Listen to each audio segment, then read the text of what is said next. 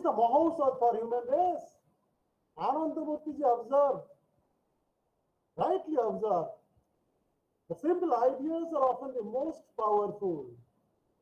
This is certainly the case with new humanism. Simple ideas, not philosophical ideas, not ontological ideas or metaphysical ideas, rooted in the ancient yogic perception that all existence is bound together, that we are all interconnected.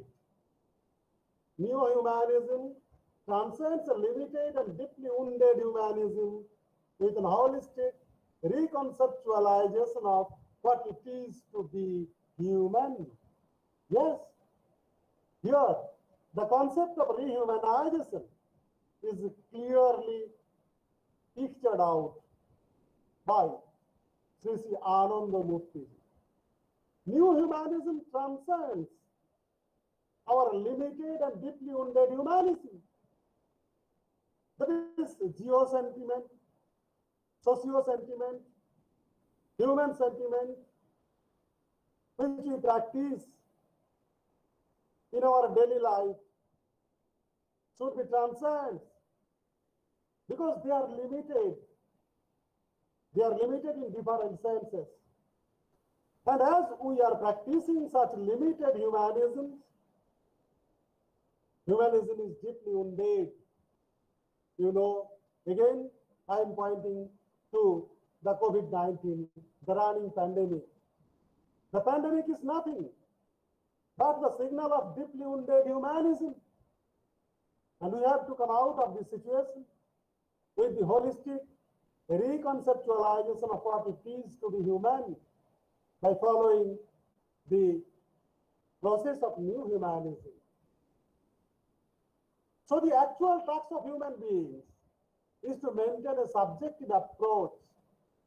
That is, they will advance psycho-spiritually towards the supreme consciousness inspired by new humanistic ideals. While at the same time, they must strive for the expansion of humanistic principles and thus establish a social structure based on universalism. Otherwise, their inner psycho-spiritual rhythms will not be able to properly maintain equilibrium with narrow sentiments such as geo-sentiment, and this will have a disastrous effect on society. So, what I want to say in this connection, that there is no question, or it may be said in this way, undoubtedly, we are in the process of dehumanization. We are alienating ourselves from the nature, from human society also, because of phobism or phobia of COVID-19. Not only that, we are alienating ourselves from ourselves. A human being is always in a worry, in a fear of life. So if we want to conquer all these disasters already made by dehumanization, we have to follow the path of rehumanization through the concept of new humanism. Thank you. Thank you all. Thank you. Thank you, Professor De, for beautifully explaining the concept of new humanism as propounded by Sri Anandamurtiji in the year 1982. As you have likely pointed out, that Anandamurtiji has told that new humanism is the last resort for humanity, for the suffering humanity.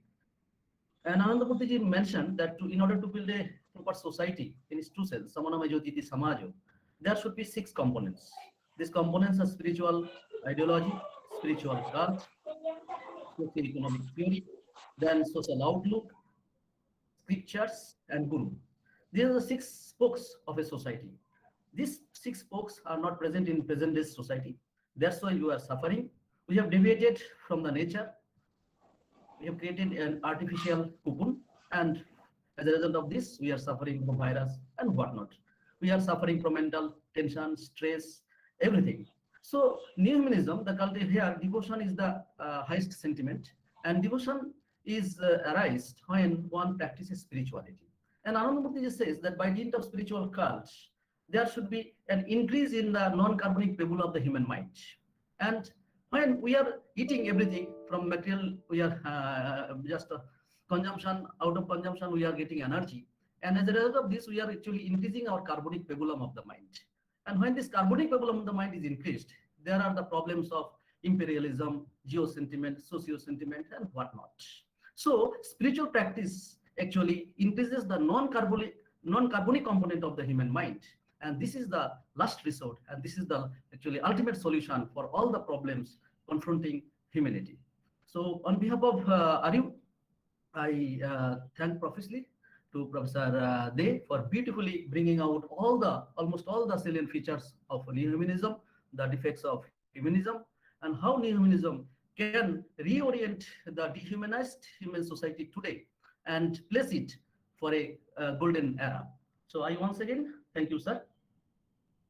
Now I would like to request Professor Sirajul Islam from Department of Philosophy and Comparative Religion, Vishwabharati Shantiniketan, to kindly deliberate on the topic art and literature. Thank you, Professor Sujit Bhumi. Am I audible? Yes, sir, you are audible. Respected Professor Bhatt, Honorable and Reverend Swamiji, Dr. Padhi, Dr. Tapan De, Sudhanshu Shekharji, Professor Sudip Chakraborty, Dr. Sindhu Podial, Dr. Shanti Singha, dear brothers and sisters, really it is a wonderful moment to me to join in this learned gathering and auspicious occasion in celebrating the 100th birth anniversary centenary of Sri Anandamurtiji. As per the request of Swamiji, I would like to trace something or delineate something concerning the art and literature. We know the influence of art and literature in our life is very important. And from the very beginning of human civilization, Indian art and literature are the icons of human civilization. Our Vedic thought,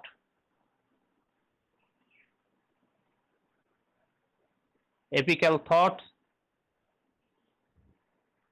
literary thought related to Bhagavad Gita,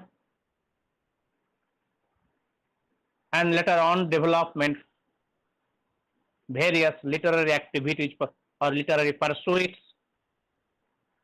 by the reputed personalities are highly noteworthy. There is a dictum which is prevalent in the society, which is very important, that pain is mightier than sword.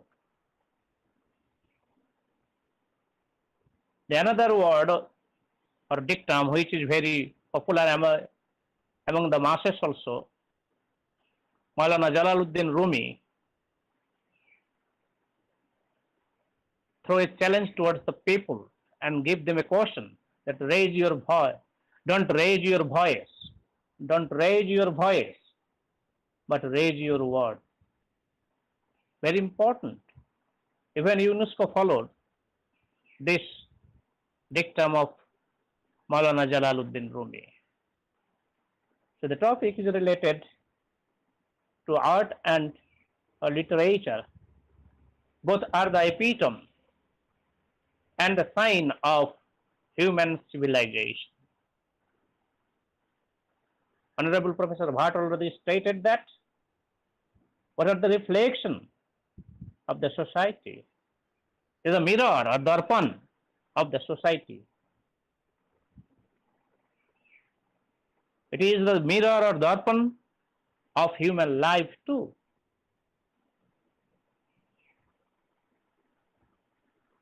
समाज ऊपर दर्पण मुख देखा नहीं जाए, मुक्त तब ही देखी हो जब दिल की दुविधा जाए. Kabir's Bani is very important. Samaj is just like a mirror, but at present this mirror is covered by ignorance, covered by our petty interest, covered by our bad intentions. Art and literature, from the very age-old tradition, it depicted some ideas and it depicts the face of Indian society. As a CR scholar, Sri Anandamurtiji, he studied very well different ancient, medieval, classical, and modern literatures, and he has tried to justify their creativity related to art and literatures. There is also a dictum which is prevalent in the society that art is for art's sake or art for art's sake. But Sri Anandamurtiji was not at one on this view. If art and literature both ends in itself, then how it will be effective and wholesome for the society? Any activity or any creativity, if they will not be efficacious in the society, not to be deeply entangled with the social life of human being, then art for art's sake or literature for literature's sake will be considered as misnomer. The counter word which generally familiar to us, that is Sahitya. Our chief guest, Professor Bhatt, already stated on that Sahitya Swabhava. Because literature and art, if we will not provide us altruistic attitude, welfare of our life and society, then it will not be fruitful. So altruistic means it will entail our joy and bliss together. It is not for the particular section, this joy and bliss for particular section or particular gender or section people. Why art and literature as to be considered as joy and bliss? Because both can develop ourselves and remove the darkness from our mind. So psychological appreciation is very important here. It helps us to remove our darkness and enlighten ourselves and society as well. Generally, the term Vidya is familiar as Sa Vidya Jabi Muktaye. That means Vidya is there, which can unfold ourselves. So Sahitya, literature and art, both are the expression of human creativity. Human creativity and creativity are of various types. There are some negative creativity which are deeply entangled with the negative values of the society. On the other hand, there are some positive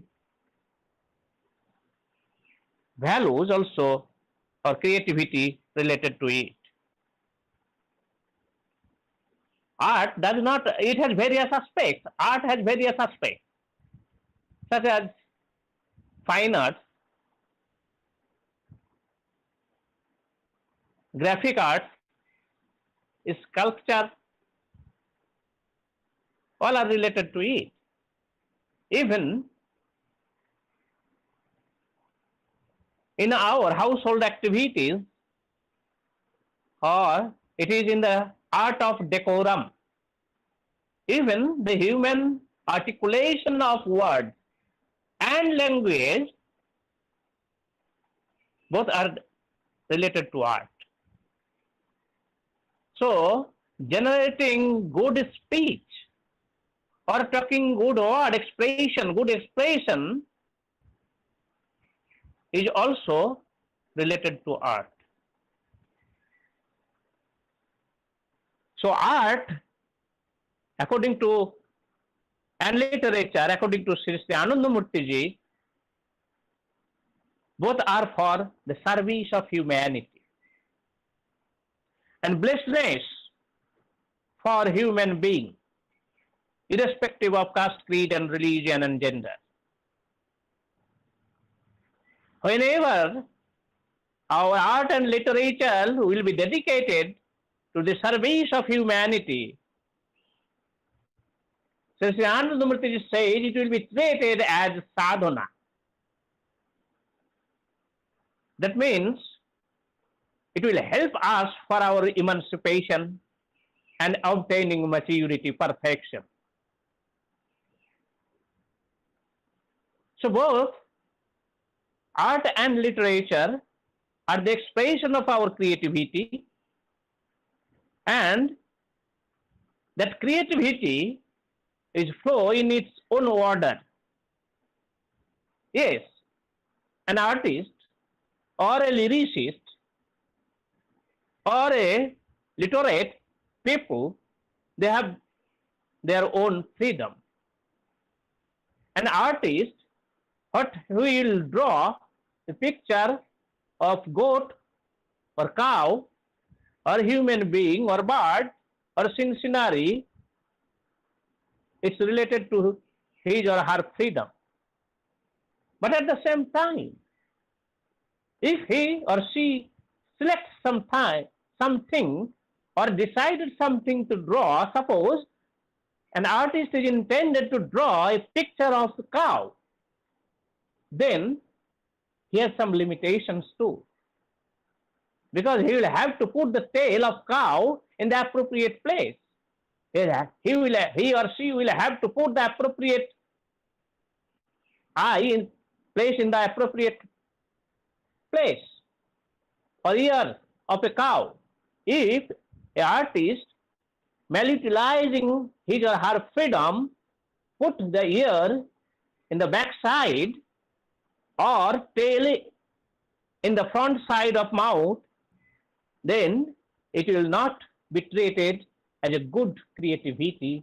Or this is, sometimes there are some creativity which are in the degrading conditions, generating the people or leading the people. So we'll have to alert whenever Sri Anandamurtiji is talking about that art and literature both are the blessed of supreme reality, and then it will be treated as sadhana. If art and language or literature are to be considered as sadhana, then it will fulfill our purpose, helps to attain purity in our mind, and it will be conducive, sahita, or individual as well as sahita does not mean the only individual particular person's benefit. That rather it is the sahita means sahita svabha means individual benefit or welfare as well as the collective welfare too. So this both creativity is very important. So what a people or an artist what will draw or in a sculpture what image he or she will construct, he or she has some sort of freedom. So both are integrated with creativity. Our art and literature both are integrated with creativity and imagination too, which helps us to upgrade our creativity. And that leads us ultimately towards the Satyam, Shivam, Sundaram as depicted by Professor Bhatt also. But in the traditional age, in the classical and ancient ages, we know there is the notion Anandamurtiji said, that's not if there are many articulation of our Vedas, languages and literature. Generally in his outlook, these are also literature in one hand. For Vedas, Mahabharata, epic literature, Ramayana, epic literature, Bhagavad Gita, religious literature. So their claim, religious and cognitive claim is very important. And this literature is not comparable to the ordinary literature. And there are some negative values which are imposed in literature and art that will lead the people towards astray. But the creativity and the literary activities which are prevalent in our religious texts and scriptures, our literary activities also not only confined in 10,000 BC or 7,000, 6,000 BC. However, in Paniniri's study, there is the grammar or Vyakaran is very important. Because to construct a literary activity or to pursue some literary activities, it needs language. Without language, but generally people are thinking about the Sanskrit language is the mother language of it. But since the Anandamurtiji says, the Bamala language is also very important and that helps to get maturity of Sanskrit language. In various places, he said concerning this matter. So Sahitya and art both are very important because from the very ancient period, Sang Gatsadham, Sang Bodhadham, Sang Bomanangshi Janatam.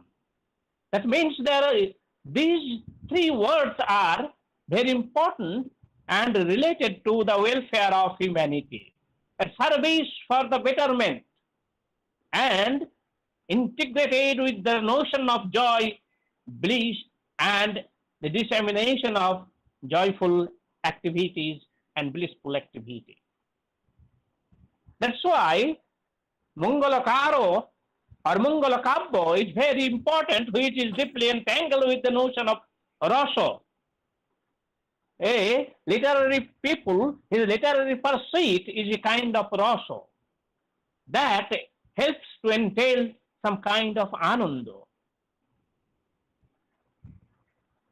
It is related to the one cruciatus of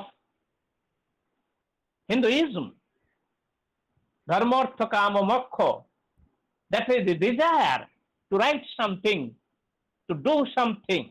But in writing something, we'll have to utilize language. But language is the construction of different words. And if you will arrange these words, it will not give any meaning at all. So in a arrangement of words are much more important. Without arrangement of words and meaning of the sentences, it is quite impossible for us to understand the real meaning of the literature. There are various sahittas also that help us to understand the real meaning of the literature. We know that various types of meaning are there, whether it is a philosophical question, whether words have meaning at all or not, or sentence meaning, inner meaning, deeper meaning, outer meaning, and various other types of meanings are related to it. So meaning is very important in both in art and literature. So whenever meaning of desire related to it, a desire is related to the interdependence of word and the freedom of the sahitiko or an artist. So meaning of desire is related to kama purushartha. Whereas the mutual expectation of various other aspects is very important. Only the articulation of word will not give meaning. Or articulation of word will not give expose the real artistic activities of an artist or literate people. So there are various types of meaning which a sahitika or an artist will have to understand and be careful on it. Because meaning of desire and the verb, there are various types of meaning: word meaning, sentence meaning, verbal meaning, syntactical meaning, then colloquial meaning, metaphorical meaning, phonetical meaning, contextual meaning, literary meaning, inner meaning, and various others. So these are, and there are nonsensical meaning also. Generally nonsensical meaning also, or words, sentences are utilized in the satirical poems sometimes. Even in Sukumar Roy, he has written various aspects. Oh, we know. So these are very important. The nonsensical, habla bhula, habla mukho, habla takar chabla re, shamla rongin gamla peto, amra tolare chabla re, habda bodo, hauda theke keuda tola aste chai, sheuda horir sheuda fulir geuda hori, fauda hate naste tai. So these are very important. There is a certain nonsensical word utilized, but that's also depicting some ideas and creativity which is entangled with the rasa. This rasa is very important, and that's rasa is literary activities where a sentence, a meaning is various aspects and contextual meaning that depicted the idea related to the various aspects. And these aspects, akanka, yogyata, and sannidhi, proximity, compatibility, akanka, and intention, and there are the various other bakkos and fragmented bakkos or sentences. Similarly, mahabakkos are also there. In absence of empathetic affinity and dynamic unity, a literature cannot be truly identified or judged. So in the absence of empathetic affinity and dynamic unity. So two lakshana is very important also. Coastal literature as well as the epochal literature. Tatastha Sahitya and Yugo Sahitya. Sri Anandamurtiji says concerning these two, it is Rashtralangar, Yugo Sahitya. It fulfills the need of particular era. It moves with the collective psychology, language of time, fulfill the needs and diminish the problem of the era, diminish the problem of the era. In one hand, in his outlook, it has various aspects which are very important. So he said, Sri Anandamurtiji, a Sahityik is just like a seers of truth. They generate, he or she generates responsibility. We know, we have seen various good artists and literate people. Their activities transform the society, which related to the personal creativity and imagination. That creativity and imagination is unfolded for the benefit and welfare or hito.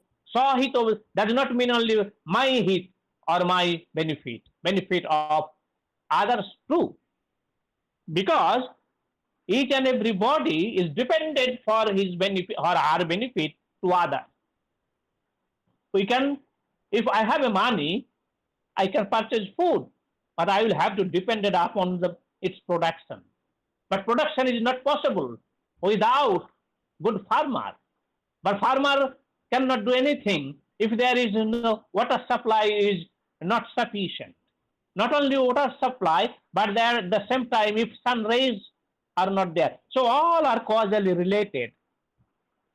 Similarly, we will have to keep in mind that when an artist and a literary people, they intended to do something, so that it will transform them, his thought, their activities are to be regarded as the thought projection.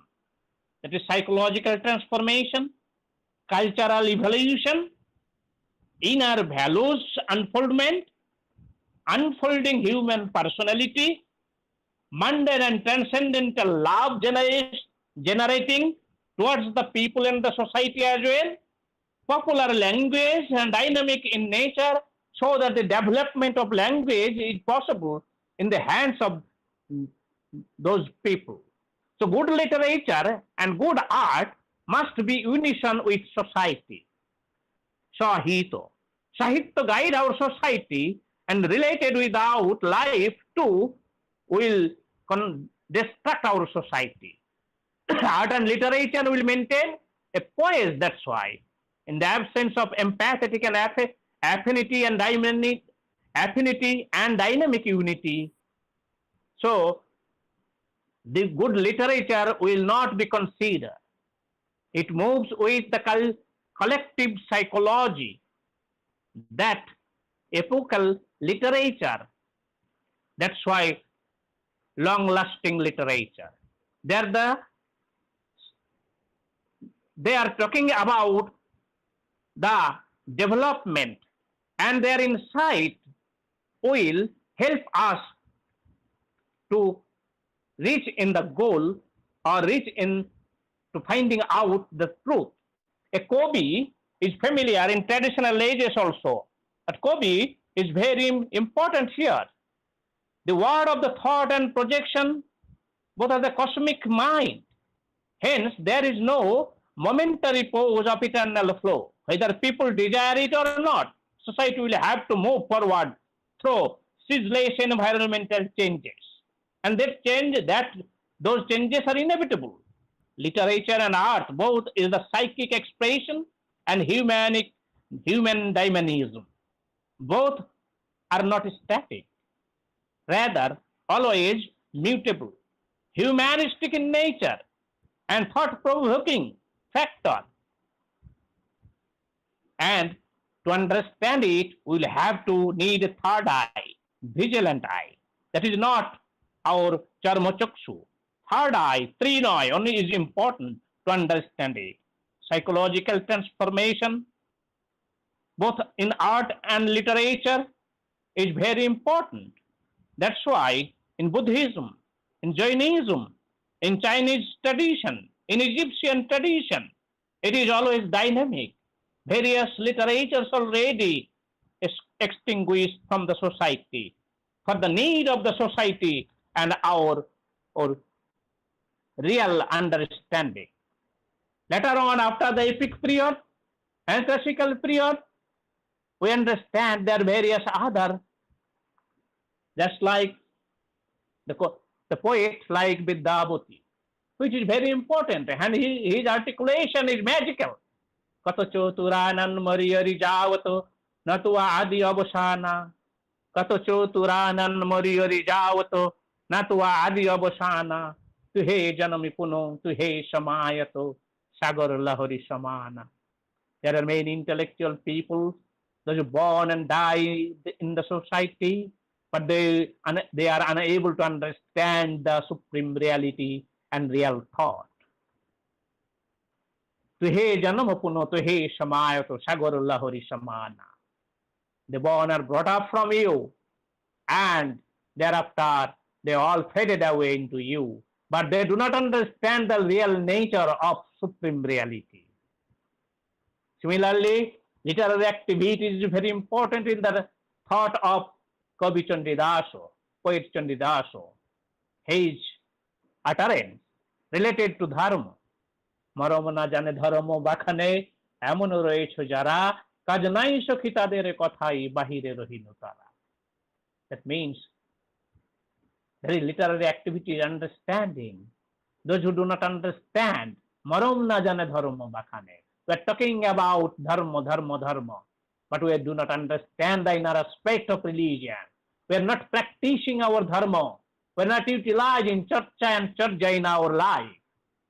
So, marom na jane dharma bakhane emon royecho jara kaj nai sokhi tader kothai bahire rohino tara. They are from outside. And Tagore also in various literary activities, and it is very familiar also, Jadi Tora Dak Sune Keu Na Ase Tobe Ekla Cholbe. Move forward if nobody is with you. So this is the inspiration, and Kavi Nazrul also, Chal Re Chal, Urdhva Gagane Baja Madal, or another poem, Kararoi Lo Hokapat, Bhenge Fel Korre Lopat, Rakta Jamat, Shekol Pujar Pasan Bedi. These are the literary activities which entails helpful, which help us enormously for achieving our freedom. So, one hand it is helpful for the nationality or nationalism or the freedom of our society. There are psychological transformation. There are cultural transformation too. Path of light. That is our sahitya, our art. There is the freedom or building. It can help to building our road for the future. There is special innovative aspect and emotive aspect. Both are very important. The Padavali literature also, we have understand that how nicely depicted the idea in our Padavali Sahitya, Manasamangala Kabbo, Chandimangala Kabbo, and Chaitanya Charitamrita. These are very important. Sri Anandamurtiji given some indications from it that a seer's truth is related their activities. He also given in his article, Art and Literature, which is deeply related to mundane and transcendental love. He depicted that idea in maintaining a poem. Ore kobi সন্ধ্যা হয়ে এলো কেসে তোমার ধরেছে যে পাক ওরে কবি সন্ধ্যা হয়ে এলো কেসে তোমার ধরেছে যে পাক বসে বসে ঊর্ধ্বপানে চেয়ে শুনিতেছ কি পরলোকের ডাক কবি বলে সন্ধ্যা হলো বলে বসে আছি লয়ে শান্ত দেহ ওই পারে ওই পল্লী হতে যদি আজও হঠাৎ ডাকে আমায় কেহ যদি হেতাই বকুল তরু ছায়ে মিলন ঘটে তরুণ তরুণীতে দুটি আখির পরে দুটি আখি মিলতে চাই দুরন্ত সঙ্গীতে কে তাহাদের মনের কথা লয়ে বিনার তরে তুলবে প্রতিধ্বনি আমি যদি ভবের কুলে বসে পরকালের ভালো মন্দ জানি. These are the very emotional aspect and innovative aspect of the literary activities of a seer or sahitiko. There are various kinds of literature: plays, drama, sangeet, short stories, ballet, play, and lyrics, writing of essays, that is, writing of poems. There is empathetic and transcendental joy related to it. Naturalness of art and non-naturalness of art. Both are entangled to one another. Dance, painting, sculpture, all are related, both literature and art are related to the human responsibilities, related to creativity, related to the innovative aspect of human propensity, so that knowledge generates from their writing. And this is very important. And Chandra Das again said, it is ultimately each and everything for human being, because there is nothing more than human being. Suno he manush bhai, sabar upore manushya to tahar upore nai. It's also depicted the idea that there is one race in entire the global society. জগৎ জুড়িয়া এক জাতি শুধু, সে জাতির নাম মানস জাতি, একই পৃথিবীর স্তন্যে লালিত, একই রবি শশী মদের সাথী. And there is also, we'll have to conscious for it, দোসর খুঁজিও বাসর বাঁধিও, জলে ডুবে বাঁচি পাইলে ডাঙ্গা, দোসর খুঁজিও বাসর বাঁধিগো, জলে ডুবে বাঁচি পাইলে ডাঙ্গা, সাদা আর কালো বাইরে কেবল, ভেতরে সবারই সমান রাঙ্গা. This is the understanding. This is the empathetic joy and the phonetic and the articulation and the various other aspects of language, these art and literary activities. Common people, they do not understand it. Common people, generally, they are highly conscious for their daily lives, their bread and butter. But those who are artists and literary people, they are above all. आम आदमी दुनिया में खुद को खो बैठते हैं. आम आदमी दुनिया में खुद को खो बैठते हैं, लेकिन खास आदमी खुद में दुनिया को खो बैठते हैं. Very important words, writings. That's why Iqbal rightly said, आसमां के लिए ना जमीन के लिए तू बना, जहां है तेरे लिए, तू नहीं है जहां के लिए. The entire globe, entire things of the universe are for human being. He will be considered as a human being, those who will generate and pick up the beauty and of that pearl, then collect that pearl from the society. That's why আমার যা আছে তাতেই আমি ধনী, আমার যা আছে তাতেই আমি ধনী, আমার মাঝেই লুকিয়ে আছে হীরা Muktamoni. We'll have to explore that. Where is the joy and bliss related to our art and literature? But who can collect it? Only pearl is pearl for the rich people. Those mind is rich. জ্যোতিষী, জহুরি, তার কাছে পাথরের দাম আছে, কিন্তু সাধারণ মানুষের কাছে তা শুধু পাথরই বটে, তার হীরাপান্না মণিমুক্তা হিসাবে তা গৃহীত হয় না. সুতরাং it is very important to say that both an artist and their literary act and the literary activities of the literate people are very important to construct the society for the welfare of the society and the attaining joy and bliss. Their activities are very important.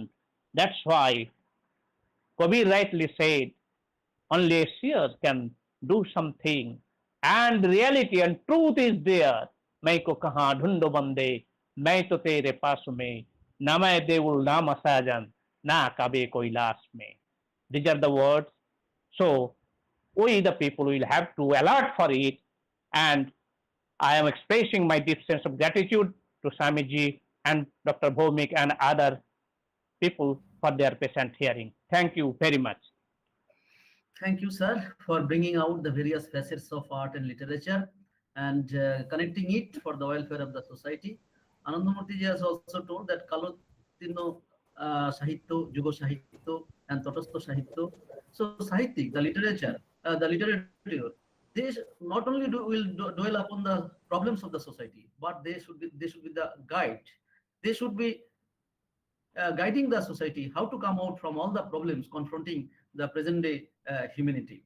So the responsibility to shed light on the problems is one of the important responsibilities of a Sahityika.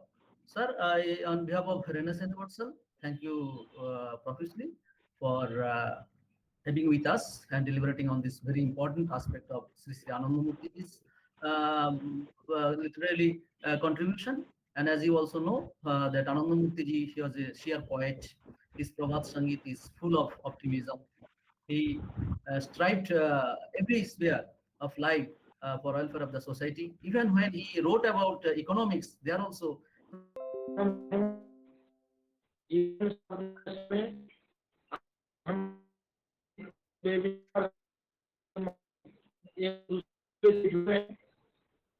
मैं आनंदमूर्ति जी के प्रति अपनी असीम श्रद्धा निवेदित करता हूँ और उनके श्री चरणों में अपना शीश नवाता हूँ।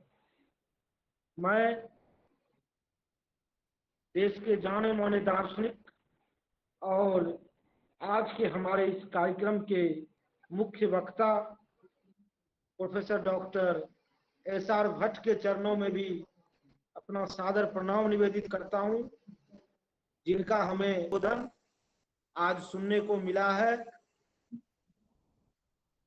और भट्ट साहब के साथ किसी कार्यक्रम में शामिल होना अपने आप में एक तीर्थ यात्रा के समान है, क्योंकि आज जो हमारा समकालीन भारतीय दर्शन है उसके आप प्रतिनिधि हस्ताक्षर हैं और भारत ही नहीं कि विदेशों में भी भारतीय दर्शन को आगे बढ़ाने में आपकी महती भूमिका रही है। मैं पुनः आपके प्रति आभार व्यक्त करता हूं। मैं आभारी हूं प्रोफेसर सिराजुल इस्लाम साहब का, जिनका अभी हमने विद्वतापूर्ण भाषण सुना है, और स्वामी जी के प्रति भी मैं आभार व्यक्त करता हूं, जिन्होंने मुझे आज इस कार्यक्रम में कुछ कहने का अवसर दिया है। लेकिन मेरे बोलने से पहले हमारे वरिष्ठतम दार्शनिक, हमारे दादा गुरु के समान प्रोफेसर SR भट्ट साहब, जिन्होंने आनंदमूर्ति जी के साहित्य एवं कला संबंधी विचारों पर प्रकाश डाला है, और सिराजुल इस्लाम साहब ने भी कला साहित्य संबंधी विचारों पर ही प्रकाश डाला है। लेकिन चूंकि दोनों ही दार्शनिक हैं, साहित्य की चर्चा के क्रम भी इन्होंने की इतनी विशद व्याख्या कर दी है कि अब मेरे लिए उस संबंध में भी कुछ कहना शेष नहीं रह जाता है। इसलिए मैं जो कुछ भी कहूंगा वह कहीं न कहीं हमारे दोनों श्रेष्ठ गुरुओं के बातों की एक पुनरावृत्ति ही होगी।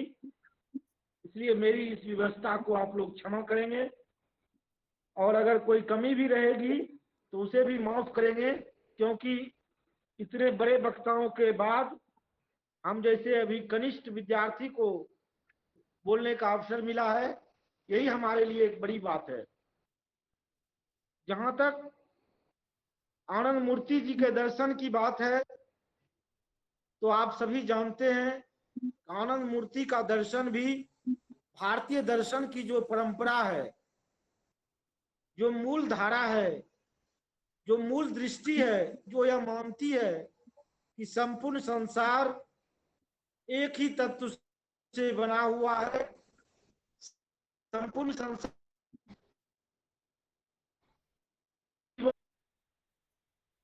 ईश्वर का भी बल्कि अजीब में भी ईश्वर का वास है।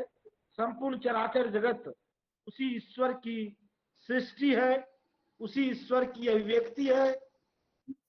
इस दृष्टि को ही आनंदमूर्ति जी ने अपनी विशिष्ट शैली में आगे बढ़ाया है और उन्होंने अपने दर्शन को आनंद का मार्ग, और जैसा कि हमारे भट्ट साहब बता रहे थे कि साहित्य जो है वो सत्यम शिवम की आनंद जो सत्य वही शिव है। शिव मतलब कल्याणकारी। असत्य कभी भी कल्याणकारी हो सकता है।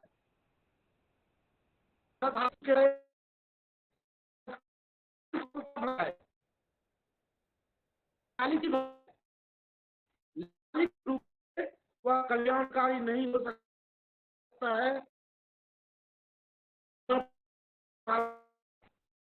तो है वही शिव है, यानी वही कल्याणकारी है और वही सुंदर है। जो कल्याणकारी है वही सुंदर है और जो सुंदर है उसी से आनंद की प्राप्ति हो सकती है। तो आनंद का मार्ग कहीं ना कहीं सत्यम शिवम एवं सुंदरम का ही मार्ग है। और यह मार्ग आनंदमूर्ति जी ने जो दिया है, यह सिर्फ आध्यात्मिक उन्नति का मार्ग नहीं है, बल्कि आध्यात्मिक उन्नति के साथ साथ हमारी सामाजिक प्रगति, आर्थिक परिवर्तन और राष्ट्र निर्माण का भी एक मार्ग है। जैसा कि भट्ट साहब ने भी अपने भाषण में इशारा किया कि राष्ट्रवादी दार्शनिक के रूप में आनंदमूर्ति ने काम किया। आनंदमूर्ति ने मातृभाषा को आगे बढ़ाने के लिए काम किया, सामाजिक पुनर्निर्माण के लिए काम किया। ये तमाम चीजें, चाहे हमारे राष्ट्र का सवाल हो, राष्ट्र का कैसे पुनर्निर्माण होगा, कैसे राष्ट्रीय एकता आएगी, राष्ट्र के एक एक जन को कैसे इस बात का एहसास होगा कि यह राष्ट्र उनका अपना है और इसके निर्माण में उनकी भी महती भूमिका है। हमारी समाज की विषमताएं कैसे दूर होगी, हमारी आर्थिक विषमताएं कैसे दूर होगी, ये तमाम पहलू आनंदमूर्ति जी के दर्शन में जुड़े हुए हैं। और आप अगर हमारी प्राचीन भारतीय परंपरा को देखेंगे तो प्राचीन भारतीय परंपरा में भी सिर्फ व्यक्तिगत मुक्ति के लिए नहीं बल्कि सर्व मुक्ति के लिए प्रयास करने की बात कही गई है। और हमारे लिए मुक्ति का अर्थ केवल आध्यात्मिक मुक्ति या मोक्ष की प्राप्ति या शरीर का त्याग या स्वर्ग की प्राप्ति नहीं है, बल्कि हमारे लिए मुक्ति का अर्थ मानव की जो जकड़ने हैं, जो अज्ञान का जो बंधन है, जो विषमता की बेड़ियां है, मनुष्य और मनुष्य के बीच जो भेदभाव है, उसे भी खत्म करना है अगर आप व्यापक अर्थ में उसे देखेंगे तो। क्योंकि जब संपूर्ण सृष्टि एक ही तत्व से बनी है, एक ही ईश्वर की अभिव्यक्ति है, तो फिर भेद कहां से उत्पन्न होता है? चाहे वो पुरुष हो या स्त्री, ब्राह्मण हो या दलित, भारतीय हो या पाकिस्तानी, बंगाली हो या बिहारी, सभी एक हैं। यही दृष्टि भारत की मूल दृष्टि रही है और इस दृष्टि को आगे बढ़ाने में श्री श्री आनंदमूर्ति जी ने महती योगदान दिया है। लेकिन दुख की बात यह है कि स्वातंत्रोत्तर भारत में आज हम आजादी की 75वीं वर्षगांठ मना रहे हैं। हम राजनीतिक रूप से 15 अगस्त 1947 को ही आजाद हो चुके हैं, लेकिन आज भी कहीं ना कहीं हमारी मानसिक गुलामी बनी हुई है। हम आज भी उपनिवेशवादी मानसिकता से ग्रसित हैं। हमें आज भी यह लगता है कि जो कुछ भी पश्चिमी है, जो कुछ भी विदेशी है, वह श्रेष्ठकर है और जो कुछ भी भारतीय है वह निकृष्ट है। यह धारणा कहीं ना कहीं हमारे एकेडमिक जगत में आज भी मौजूद है। इसी का यह परिणाम है कि आज दर्शन शास्त्र विषय हाशिए पर चला गया है। चाहे वो बिहार हो या देश का कोई भी अन्य राज्य हो, प्रायः सभी जगह दर्शन शास्त्र में विद्यार्थियों की संख्या घट रही है। लोग आज दर्शन शास्त्र नहीं पढ़ना चाहते, साहित्य भी नहीं पढ़ना चाहते। हमारी सरकार भी, चाहे वो नई शिक्षा नीति की बात करे या पुरानी शिक्षा नीति की बात करे, हमारी सरकार भी कहीं ना कहीं इंजीनियरिंग, मेडिकल, मैनेजमेंट, इन तमाम चीजों पर ज्यादा ध्यान दे रही है। और दर्शन शास्त्र की शिक्षा, नैतिकता की शिक्षा या साहित्य की शिक्षा, या यूं कहें कि पूरा हमारा मानविकी संकाय पूरी तरह से हाशिए पर है। और कहीं ना कहीं सामाजिक विज्ञान पर भी संकट के बादल छाए हुए हैं। जितनी भी नई नई यूनिवर्सिटियां खुल रही है, नए नए विश्वविद्यालय खुल रहे हैं, वहां पर आप देखेंगे कि दर्शन शास्त्र जैसे विषय को शामिल नहीं किया जाता है, या किया भी जाता है तो कुछ दूसरे ढंग से काफी प्रयासों के बाद में किसी तरह वो शुरू हो पाता है। ऐसा क्यों है? जब तक हम इस परिस्थितियों को नहीं बदलेंगे तब तक हम इसी तरह आनंदमूर्ति जी और तमाम दार्शनिकों के जश्न मनाते रहेंगे, लेकिन विचारों को आम लोगों तक पहुंचाने में हम सक्षम नहीं हो पाएंगे। इसलिए आज ये जरूरी है कि दर्शन शास्त्र के पाठ्यक्रम में स्नातक एवं स्नातकोत्तर कक्षाओं में विशेष रूप से स्वातंत्र्योत्तर भारतीय दर्शन का एक विशेष पत्र शामिल किया जाए, जिसमें आनंदमूर्ति जी सहित उन तमाम भारतीय दार्शनिकों को जिन्होंने स्वतंत्रता के बाद औपनिवेशिक मानसिकता से परे उठकर स्वदेशी भावभूमि पर खड़े होकर भारतीय चिंतन परंपरा को आगे बढ़ाने का प्रयास किया है, उनके दर्शन को उसके माध्यम से आम लोगों तक पहुंचाया जाए, विद्यार्थियों को उसकी जानकारी दी जाए। इसके यह हम सबों का आनंदमूर्ति जी के प्रति एक सच्ची श्रद्धांजलि भी होगी, और यह दर्शन शास्त्र के उन्नयन के लिए भी काफी आवश्यक है।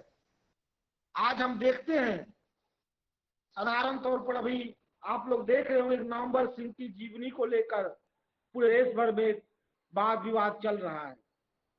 जब नवंबर सिंह जीवित थे कुछ वर्षों पहले तक, तभी उनके ऊपर कई किताबें छप चुकी थी, और आज भी उनको लेकर के बहस चल रहे हैं, उन पर काम हो रहा है, उन पर शोध हो रहा है।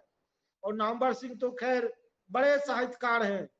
हम देखते हैं कि हमारे मधेपुरा, भागलपुर जैसे छोटे छोटे जगहों पर जो यहाँ के लोकल साहित्यकार हैं, जो क्षेत्रीय साहित्यकार हैं, उनके साहित्य पर भी शोध हो रहे हैं, उनके साहित्य पर भी आलोचनात्मक पुस्तकें लिखी जा रही है। लेकिन आज दर्शन शास्त्र के क्षेत्र में हम बड़े बड़े दार्शनिकों के ऊपर भी विचार करने से कतराते हैं। आज आनंदमूर्ति हमारे पाठ्यक्रम का अंग नहीं है, और आज जो हम नवंबर सिंह की जीवनी पढ़ रहे हैं, लिख रहे हैं, उस पर विवाद कर रहे हैं, लेकिन हम एस.आर. भट्ट की जीवनी लिखने को तैयार नहीं है।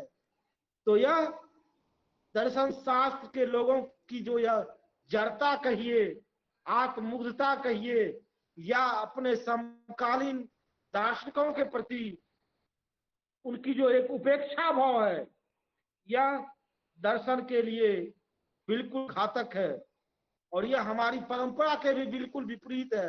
क्योंकि आप सभी जानते हैं कि भारत में संवाद की एक लंबी परंपरा रही है, खंडन मंडन की एक लंबी परंपरा रही है। हमारे दार्शनिकों ने, चाहे वो चार्वाक हों, बौद्ध दार्शनिक गण हों, नैयायिक लोग हों, तमाम लोगों ने एक दूसरे का खंडन मंडन करते हुए दार्शनिक परंपराओं को आगे बढ़ाया है। लेकिन आज हम अपने समकालीन दार्शनिकों की रचनाओं पर विचार करने से कतराते हैं। हमें डेरिडा, हाबरमास आदि का जूठन तो बहुत पसंद आता है, लेकिन हमारे जो दार्शनिक है, चाहे वो आनंद मूर्ति हो, चाहे वो ओशो रजनीश हो या अन्य दार्शनिक हो, इन्हें हम अपने पाठ्यक्रम में लेने से कतराते हैं। यहाँ तक कि महात्मा गांधी जैसे दार्शनिक के बारे में भी हमारे बड़े बड़े दार्शनिक भी कहते हैं कि ये तो दार्शनिक है ही नहीं, ये तो एक समाज सुधारक थे, एक राजनीतिक नेता थे। इसी तरह अम्बेडकर के बारे में भी कहते हैं कि वो समाज सुधारक थे। रविन्द्रनाथ टैगोर के बारे में कहते हैं कि ये कवि थे, दार्शनिक थे ही नहीं। तो इस तरह की जो हमारी प्रवृत्ति है, वह प्रवृत्ति दर्शन शास्त्र के विकास में बाधक है और हमारे समाज के लिए भी घातक है। इसलिए मैं चाहूंगा कि ज्यादा समय नहीं लेते हुए भारतीय विश्वविद्यालयों में आनंद मूर्ति जी सहित वो तमाम स्वातंत्रोत्तर भारतीय दार्शनिक जो आज तक उपेक्षित हैं, उन्हें पाठ्यक्रमों में जगह मिले, उनके ऊपर शोध हो और खंडन मंडन टीका टिप्पणी की जो एक स्वस्थ परंपरा भारतीय चिंतन में चलती आ रही है, हम उसे आगे बढ़ाएं। क्योंकि आधुनिक समय अत्यंत ही कठिन समय के दौर से हम गुजर रहे हैं। अगर हमने अपनी परंपराओं को, अपनी सभ्यता संस्कृति को संरक्षित करने में, अपने विचारों को संरक्षित करने में अपनी भूमिका नहीं निभाई, तो आने वाले दिनों में इतिहास हमें माफ नहीं करेगा। इन्हीं शब्दों के साथ मैं आप सबों के प्रति अपना आभार व्यक्त करता हूं और विशेष रूप से आनंद मूर्ति जी को नमन करते हुए और स्वामी जी के प्रति आभार व्यक्त करते हुए और अपने गुरुद्वय एस.आर. भट्ट साहब एवं सिराजुल इस्लाम साहब को चरण स्पर्श करते हुए मैं अपनी बात को समाप्त करता हूं। आप सबों का बहुत बहुत धन्यवाद। धन्यवाद सुधांशु शेखर जी। आपका जो सुझाव है कि हम जो हमारा अपना फिलोसोफर्स है, दार्शनिक है, हम लोग भूल रहे हैं उन लोगों को, उनके बारे में चर्चा होना चाहिए, विश्वविद्यालय में शोध कार्य होना चाहिए।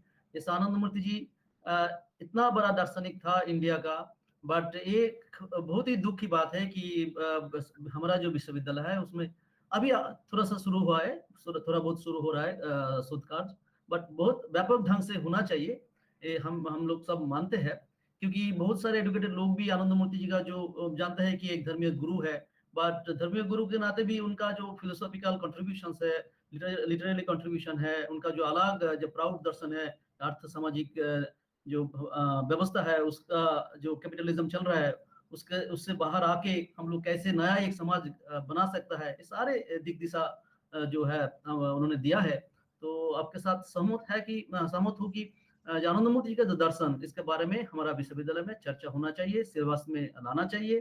केवल आनंद मूर्ति जी नहीं, जितना भी स्वाधीनता के बाद जितना भी हमारा दार्शनिक चिंतन भारत में हुआ है, इस सब के बारे में हमारा जो छात्राया है उनका जानकारी होना चाहिए।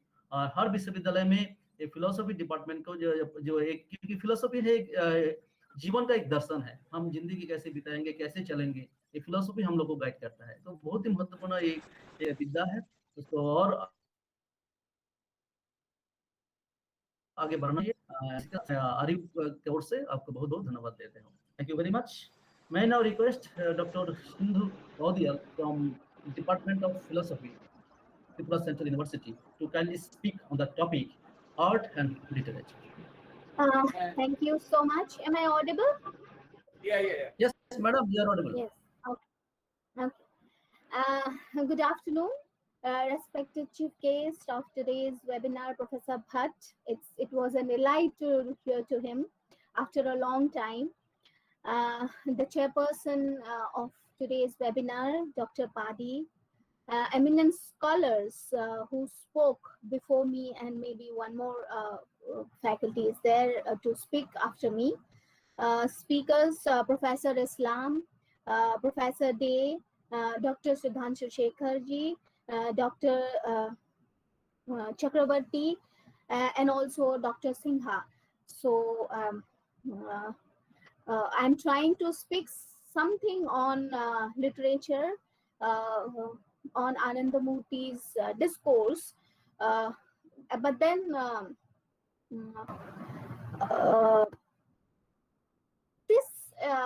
in itself, I mean, before going to what I am going to say, maybe I will switch off my video for a while, because internet is fluctuating very badly today, and I'll share my slides with you, and I'll be please ping me if I am not audible to you.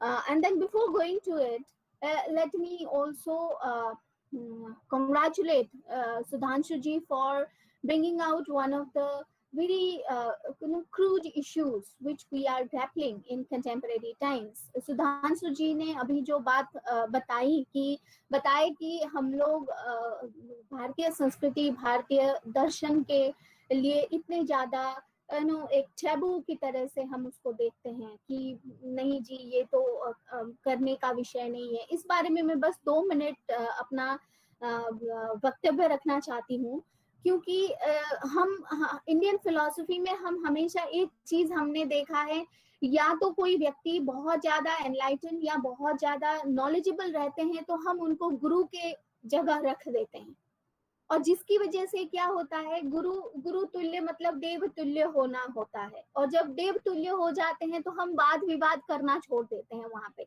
जो भी theory होती है या भी जो भी philosophical view point उनके होते हैं, हम उनको उसमें वाद विवाद करने को छोड़ के हम उनको डिवोट करने लगते हैं, हम बहुत ज्यादा रिस्पेक्ट करने लगते हैं, जिसकी वजह से वाद विवाद नहीं हो पाता।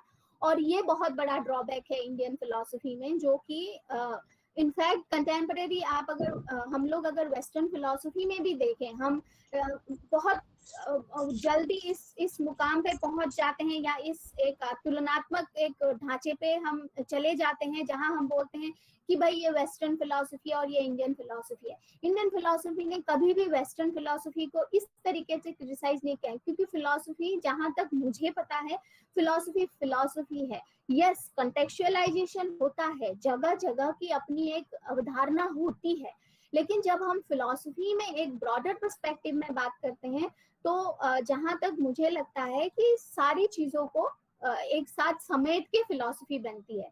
जैसे कि मैं आज जिस थिंकर्स को लेके या फिर जिन 2 थिंकर्स को लेके आनंदमूर्ति की फिलोसफी को कंटेक्चुअलाइज करने की कोशिश कर रही हूँ, वो है अगेन दरिदा और लेविनास की फिलोसफी। अब क्यों मैं दरिदा और लेविनास की फिलोसफी के साथ आनंदमूर्ति जी की फिलोसफी को जोड़ रही हूँ, क्योंकि आनंदमूर्ति के कंटेम्परेरी थे वो 60-70s, जहां पे फिलोसफी में एक अलग सा एक दौर चल पड़ा था। उस टाइम में इंडियन फिलोसफी में भी आनंदमूर्ति जी ने एक अलग तरीके की एक रिवोल्यूशनरी थिंकिंग की एक परिभाषा हमको दी है। अब उसको मैं कॉन्टेक्चुअलाइज किस तौर पे करूंगी? मैं ट्रेडिशनल फिलोसफी में करने जाऊंगी तो या तो अद्वैत फिलोसफी में चला जाए, या द्वैताद्वैत में चला जाए, या किसी विशिष्टाद्वैत में चला जाए। किसी एक कॉन्टेक्स्ट से तो हमें शुरू करनी पड़ेगी, और उस कॉन्टेक्स्ट को जब तक हम माने या ना माने वो बाद की बात है, लेकिन फिलोसफी को एक कॉन्टेक्चुअल फ्रेमवर्क में ले जाना वो बहुत ज्यादा जरूरी होता है, क्योंकि अगर हम ये चीज नहीं करेंगे तो हम कभी भी फिलोसफी को उस मुकाम पे नहीं ले जा पाएंगे। एक और दूसरी चीज, यहाँ पे मैं एक और कॉन्टेक्स्ट को जोड़ना चाहूंगी, जो कि दरिदा का कॉन्टेक्स्ट है। हम दरिदा को या तो क्रिटिसाइज करते हैं या बहुत ज्यादा ऊंचे स्थान पे रखते हैं, लेकिन दरिदा की सारी फिलॉसफी अद्वैत फिलॉसफी से प्रेरित है। इनफैक्ट एक किताब है जहां पे दरिदा ने अपनी पूरी डेडिकेशन शंकर के जो नेगेटिव थियोलॉजी है या वाया नेगेटिवा, जिसको नेति नेति कहा गया, इनफैक्ट दरिदा ने बताया भी है कि उनका नेति नेति जो वाद है वो सारा कहीं ना कहीं रिलेटेड है शंकर के अद्वैत फिलॉसफी से। शंकर ने कभी मोनिज्म नहीं बोला, वो अद्वैत है, और वो word itself is negative, it's apophasis, जिसको हम नेगेटिव मेथड बोलते हैं। सो थिंग्स अपार्ट, मैं फिर से आज अगेन वो कॉन्टेक्स्ट में के लिए मैं क्योंकि वो कंटेम्परेरी थे एक, और दूसरी चीज कहाँ से किस बारे में बात कर रहे हैं उस कॉन्टेक्स्ट को लेके, क्योंकि लिटरेचर के बारे में जब हम बात करते हैं या साहित्य के बारे में जब हम बात करते हैं, साहित्य को थियराइज करना अपने आप में एक बहुत बड़ा प्रश्न है। अपने आप में बहुत बड़ा एक इशू है, और उसी को लेके आज मेरा प्रेजेंटेशन है। और वहां पे मैंने पहले ही बोला कि I am taking 2 philosophers. One is Levinas, Emmanuel Levinas, and the other one is Derrida. So now they are only playing at the background. Okay, these 2 thinkers are playing at the background. But what Anandamurti is promoting in his new humanism, which is an offshoot of universal humanism, that context is important. And I'm so sorry, Swamiji, I have taken into consideration for this presentation only 15 pages, first 15 pages of the discourse, and discourse of the practice of art and literature. So I have not taken into consideration art part. It has only literature and the responsibility of a literature, which he highlighted in several points in this discourse. So let me share my slides and switch off my this thing, so that if internet is fluctuating, I'll still be audible to you.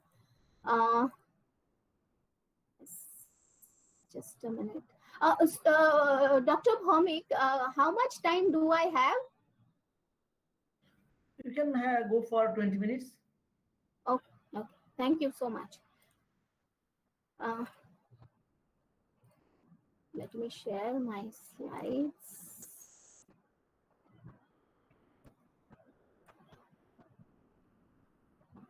Is it visible?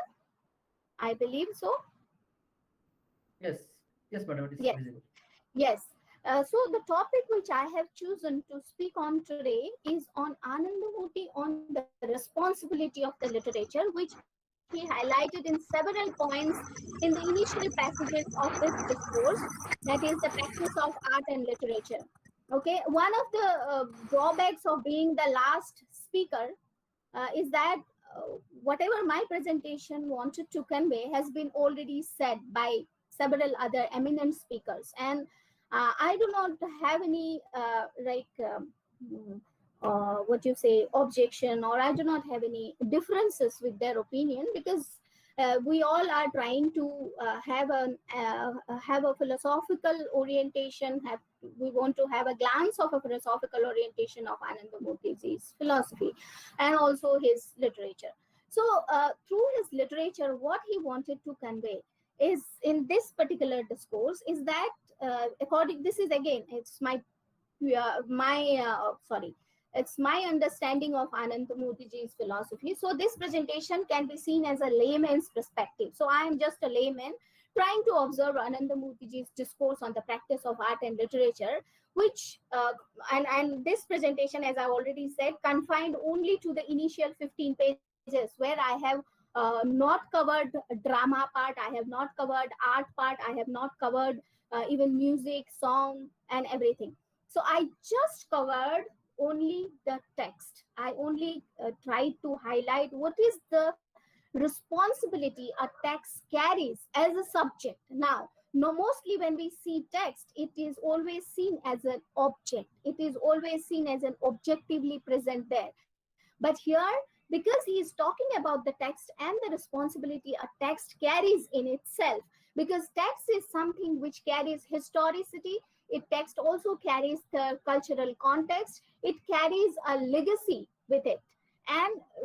And because Anandamurti himself wrote so many poems, so many songs, so many papers and discourses, and which gave us the clue that yes, text really wanted to say something. Now, again, the text also carries a context with it, and that context is really important. When I read this initial 15 pages of this, the practice of art and literature. Now, and this is why this discourse gives me a kind of idea that it can be seen as a foundation for neo-humanism. Why? Because he purely talked of human. He purely talked because it is only in human civilizations literature is possible. It is only human who promotes literature, who can read and write and pass that legacy of knowledge to the future generation. not only in terms of oral tradition, but also in terms of written tradition. Now, written or even art is another form, music is another form, folklore, and so on and so forth. So the universal humanism, which has an offshoot, which is neo-humanism, which he wanted to perhaps propagate through this.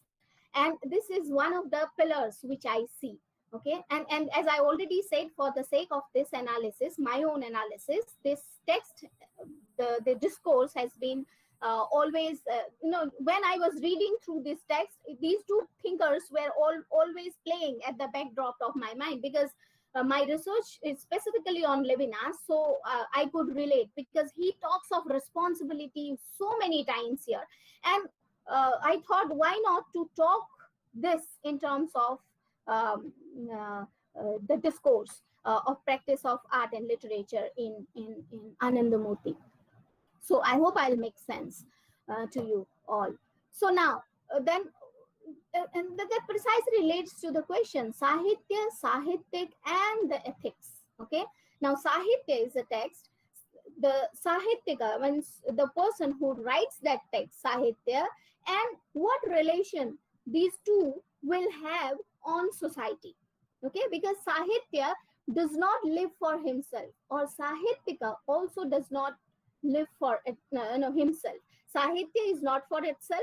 Sahityika is also, because Sahityika is for the Sahitya, and because he is producing Sahitya, this is why he is a Sahityika. And the relationship that Sahitya and the Sahitya, they are giving something for the other. Now, who's this other? Because literature is not for the self. If I am a writer, I do not write text for myself. I write it for the others. That I write it for the humanity, or maybe for my own, next generation learners. So it is not for the self. It is always for the other, and we have to accept this is a basic line.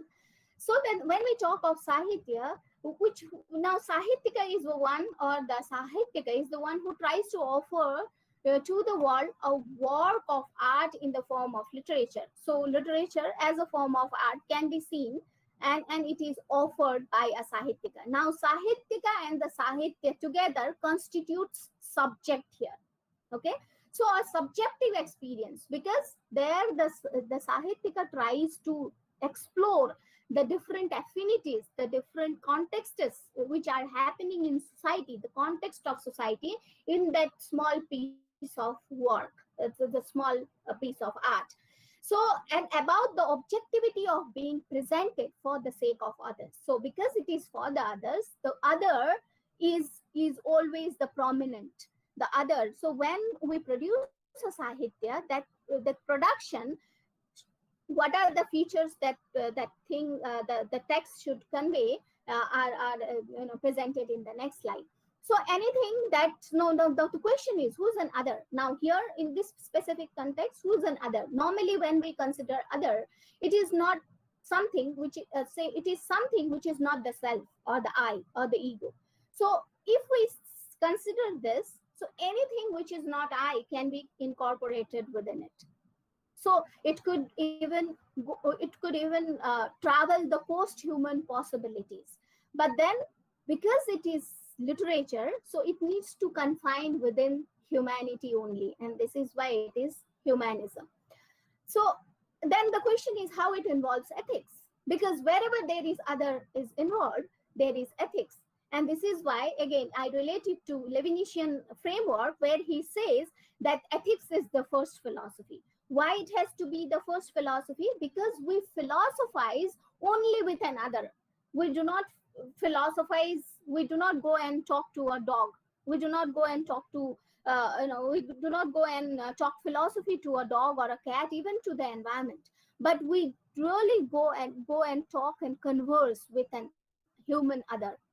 Okay, and because it is a human other, it is a humanitarian ethics. So what is ethics then? It is an unconditional responsibility, which is an ontological or fundamental possibility of being. Why it is ontological? Because it is existential. And it is an unconditional responsibility because this text, which we consider as Sahitya, carries an unconditional responsibility. It is not confined by any sect, religion, any identity, whether it is linguistic or cultural barrier. It surpasses everything. And this is why every text which is written with that intention, according to Anandamurti, is important. And this is why while highlighting these different natures of text, when he talks of epochal literature and coastal literature, there also he highlighted the difference, that unconditional responsibility, a text which carries in itself, is the existential base of that text. And this is what is the most fundamental possibility, or the most fundamental meaning of being of that particular text, being a subject. Now text here is a subject, and literature, because the literature are for the society, it is for the development. This is what for him it is now society, and other society is another with whom the writer or the author or the sahityik maintains a relationship of responsibility. And that responsibility is the responsibility of giving. It is not of taking.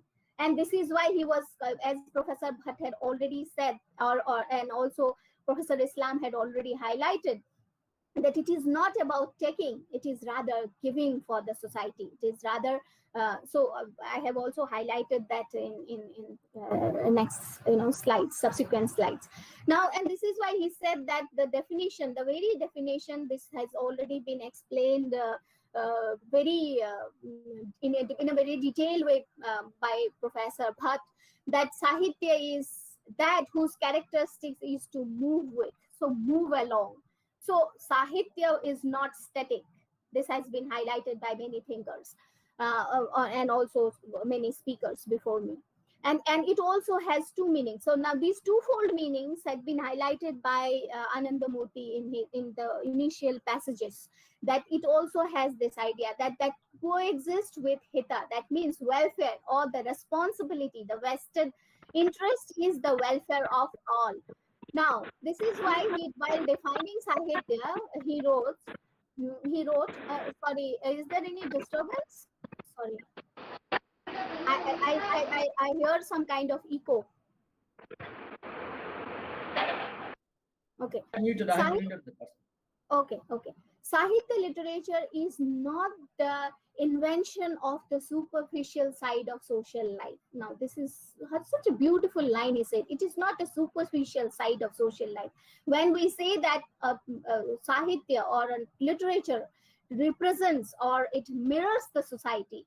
Now, say this also relates to it's just a passing reference I want to make, is that now Sahitya came first or the society. Now we write something. Now how beautiful this relation of mutual development takes place with Sahitya and the society, that in Sahitya we try to represent the society, what is the state of affair in society, the existential situation of the society. So that when we talk of contemporary Sahitya will have contemporary issues.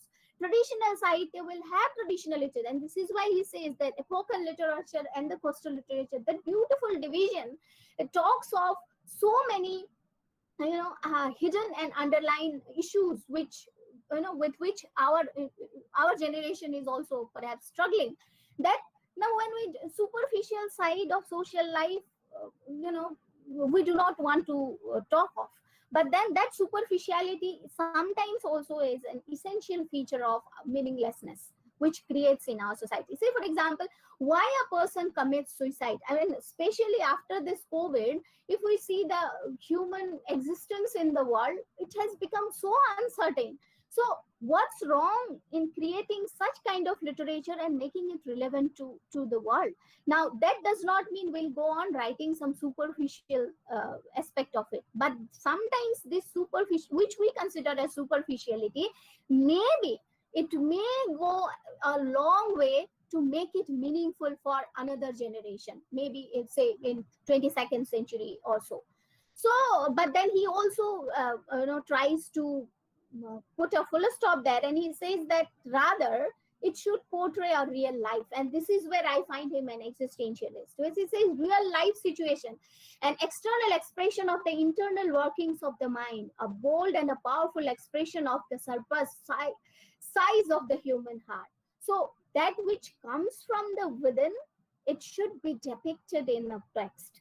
So most of us, but then that again relates me to Jiddu Krishnamurti's idea that we cannot get away with the baggages which we carry, and that baggage has been constructed by our cultures and the civilization in which we are. So then if we consider that, then is it really possible to create a kind of literature which is unbiased? This is something which we can debate.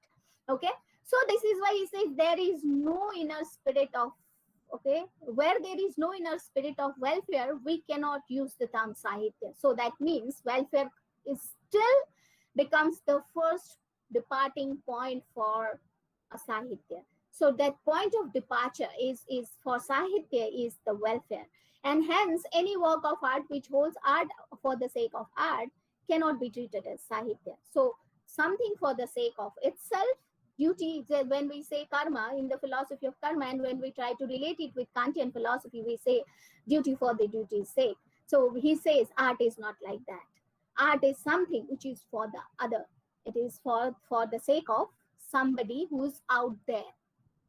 Now, hence, he says that the literature tries to transcend the society. Now, which society? The given society in which we are, because that literature is prominent for that particular society. And this is why Sudhanshuji, when he said that, you know, we try to quote Derrida, we try to quote any other thinker in the West, and we try to look down upon our own philosophy.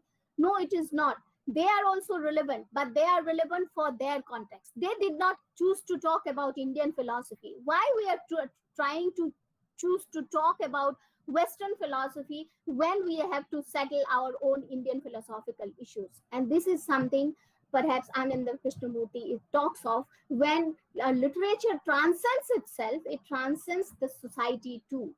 So in his own words, I have quoted, the grand, the benevolent flow of ideas with the common people on one side and the state of supreme bliss on the other. Now this transcending takes place only with the understanding of bliss. So that means a literature is called a literature. So the literature transcends itself. Excuse me. Okay. Literature transcends itself, and so it also tries to reach or take any reader to that transcendental bliss. Okay. Thus, the literature is that which moves together with society and leads society towards the true fulfillment and the welfare by providing the inspiration to serve.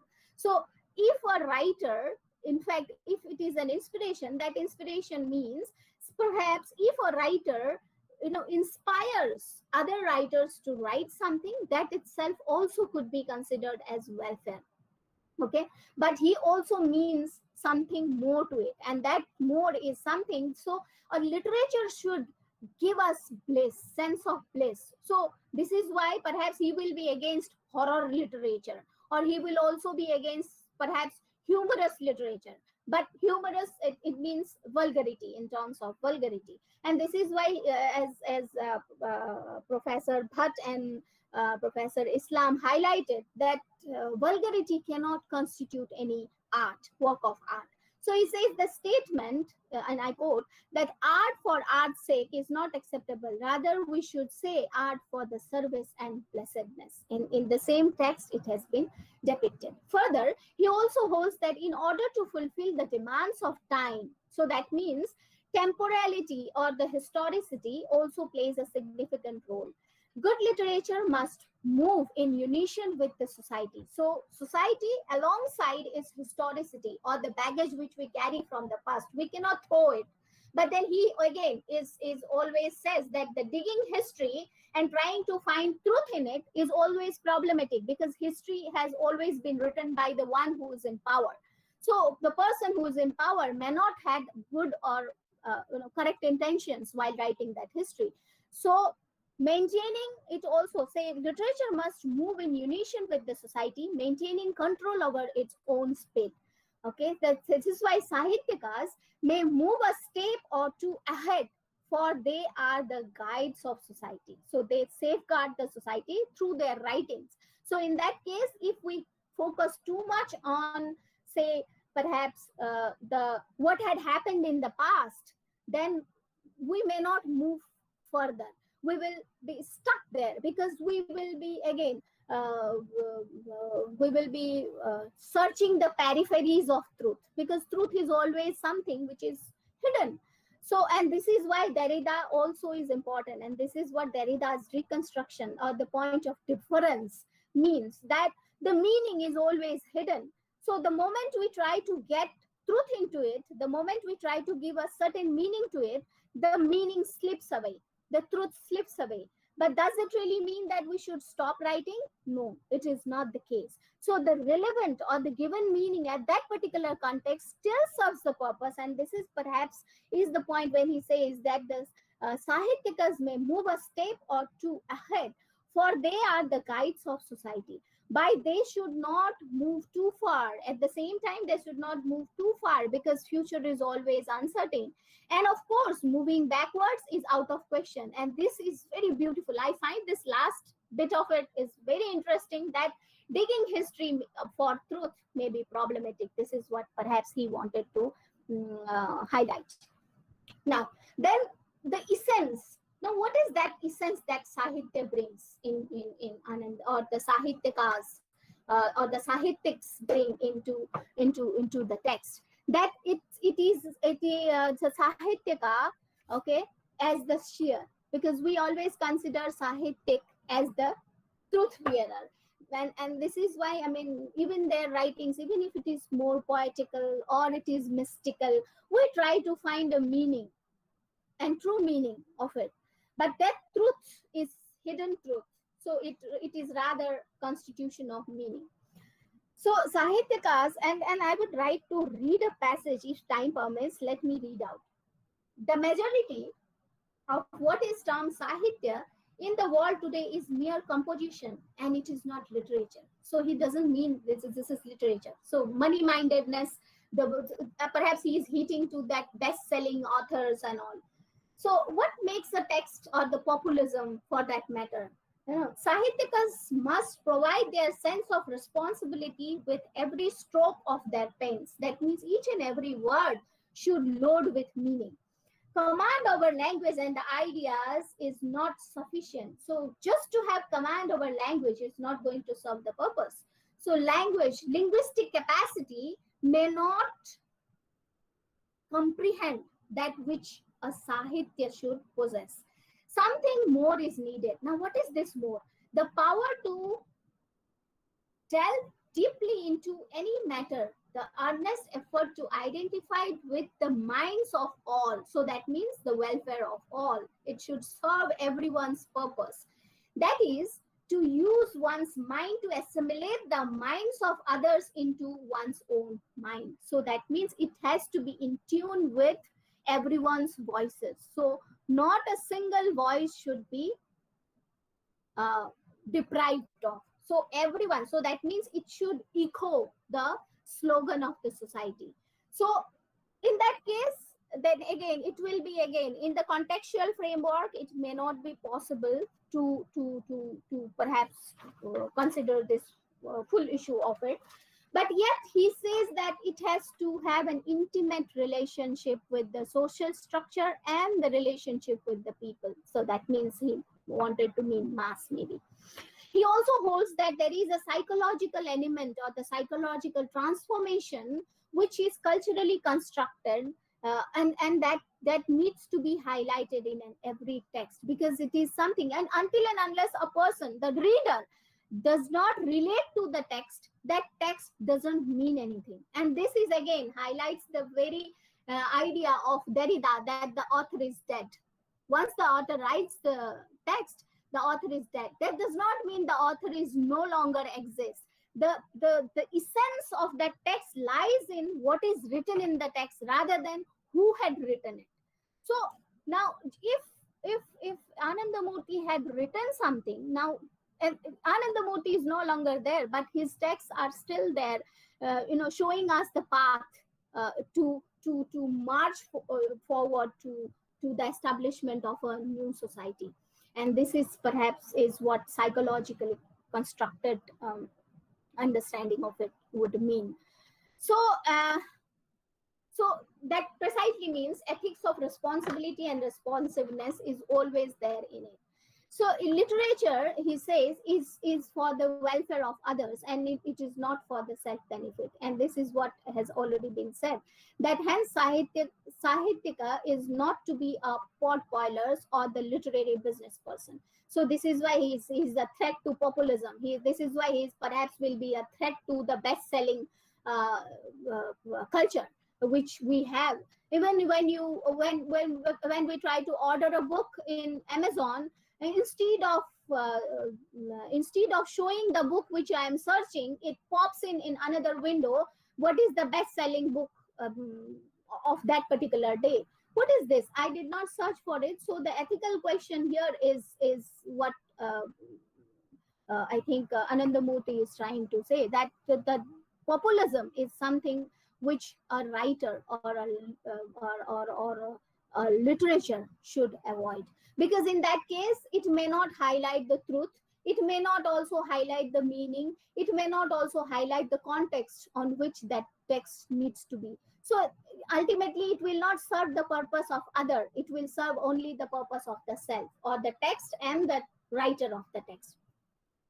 So language, he also says the language plays a significant key to the relation of the speaker and the reader. And about this, Professor Islam had already elaborated a lot, and I don't think it requires any more clarification, because after his speech, I don't think I am a person who can speak on this. With his command of language, with his command of examples, he already highlighted a lot on speaker and reader's relationship. Like the common friend, it also says the literature also evolves with time. Now, this is also something very, very important. Gets popularity at times and loses it for some time and may again regain the momentum in future. Say, for example, and this gives me a very striking example. How many of you have read the text like why I am a Hindu? Okay. And then there is another counter text to this, why I am not a Hindu. Okay. Now these two books. Okay, one I think one is written by Tharoor and another one is written by one of the activists. So but however, why I'm a Hindu, I have read that text, but why I am not a Hindu, I have not read that.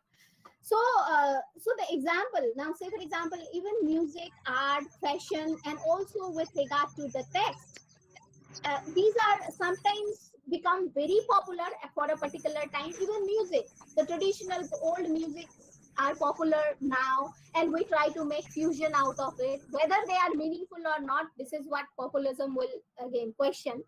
And then art also, the traditional form of art will become very meaningful. Say for example, suddenly after say last one decade, the traditional art, music, and not only that, the different art forms, even reviving the temples, reviving the mosques, reviving the different artifacts, have become suddenly got momentum. Now, before that, perhaps our struggles were different. And this is what it means, that like the common trend, literature also evolves with time. And by literature, perhaps he would also mean music, art, fashion, and all.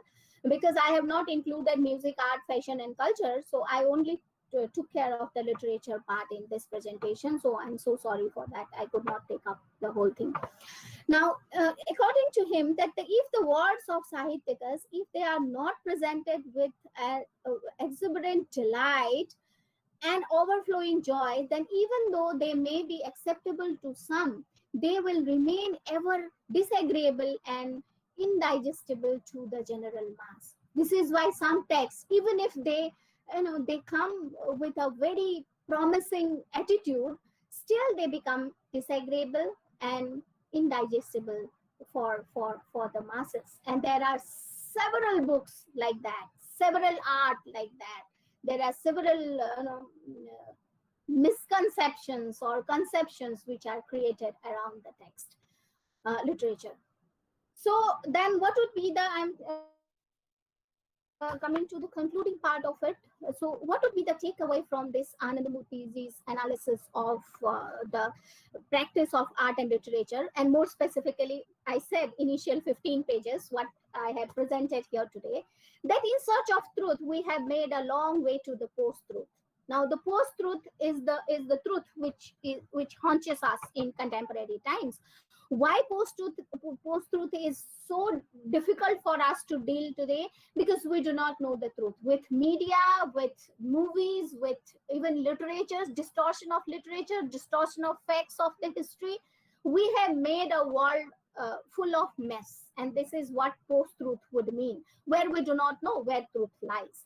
So the sole cause of the internal weakness of human society, according to him, is ignorance. And this ignorance has been already highlighted by many, that the ignorance is something, it could also lead to the creation of the post-truth, because I do not know where to start, and hence I will start from somewhere and I do not find any linkage.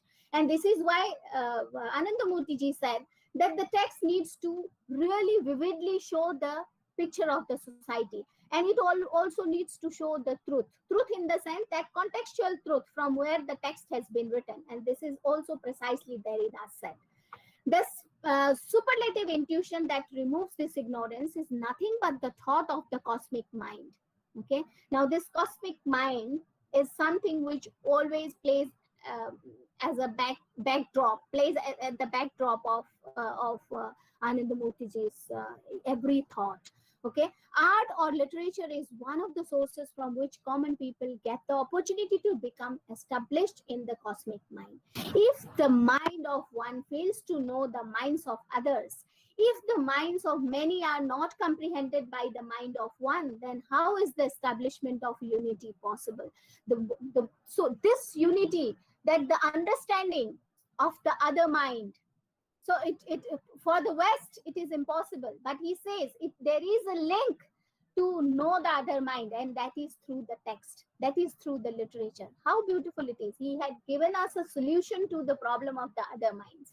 Okay, so he also states that the sadhana, because writing a literature for a writer, for an author, is sadhana of the artist or the Sahityika has been continuing throughout the ages, and its aim is to see one among many and lead the many to the path of the one.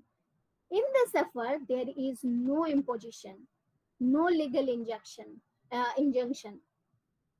no imperious pressure by any administration, only a sweet and cooperative relationship. Now, this is one of the clues that this is a cooperative effort. So the Sahitya and the sadhana, the type of relationship a Sahityak has with the sadhana, which he is taking care of, that is in the form of a literature, and that plays a key to a collective consciousness which all of us carry. Because when a writer writes, when a Sahityak writes in his Sahitya, that represents the entire society that Sahityak represents. So it is a unity in thought, and it is a unity in practice as well. Though separated into many countries, many states, many religions, many communities, and many languages, the human race is an indivisible entity. Indivisible entity. Every human mind is but the diversified individual manifestation of the same invisible cosmic mind. Today, we look forward to the advent of the artist, the Sahityika, who will convey the truth of the hearts of the humanity in a still sweeter language, still more strongly and deeply. Now, just imagine.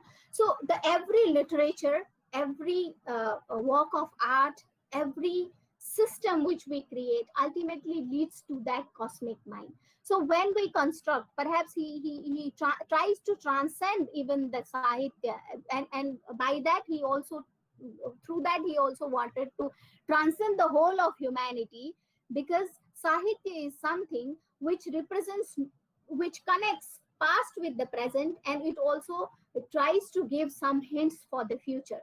So he was not too, he was a visionary, but then he did not give us false hope, where he said that, okay, do not look too far, okay, because society anyways is going to change. Now with that change, how do you cope up? And there the context will help you. Don't look too far in the past as well, because that will unnecessarily perhaps waste your time. So what you need to do is to compile all this together in the form of a sahitya, and that in return will enlighten the society at large.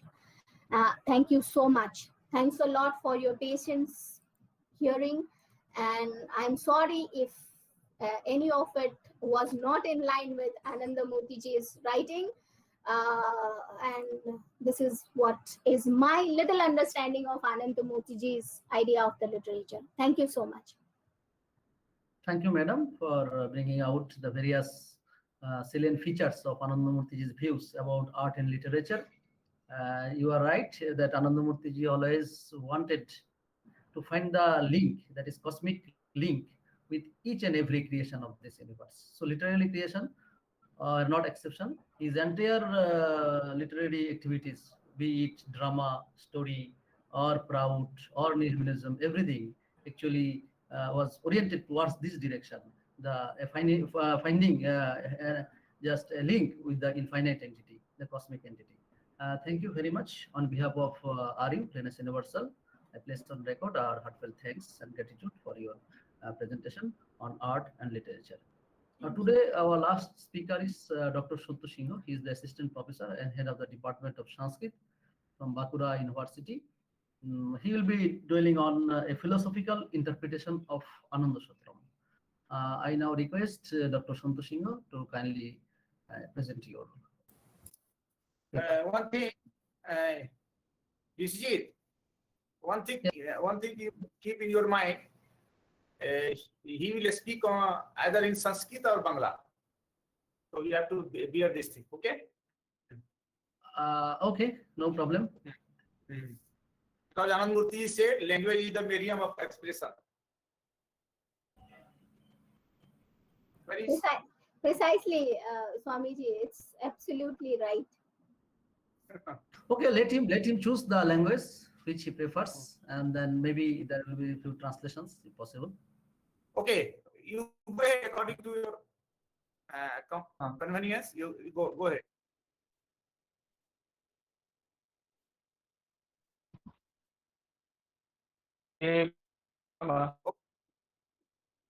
Om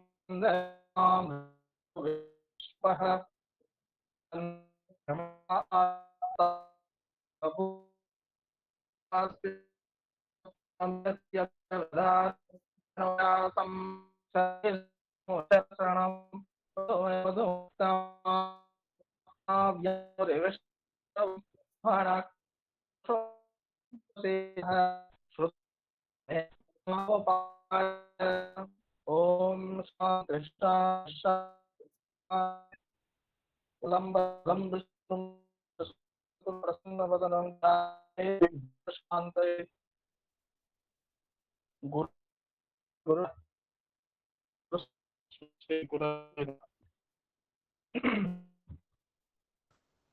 मेरा वाक्य सुनाई दे रहा है आपको?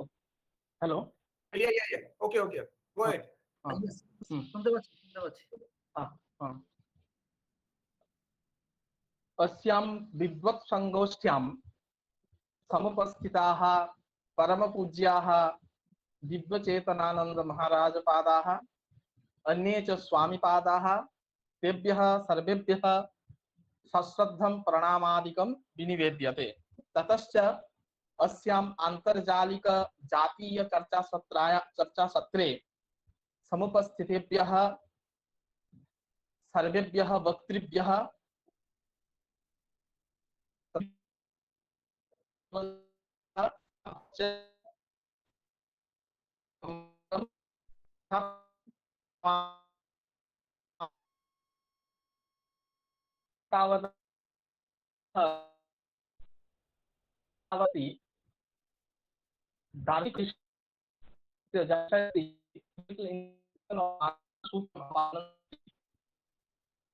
भाषायां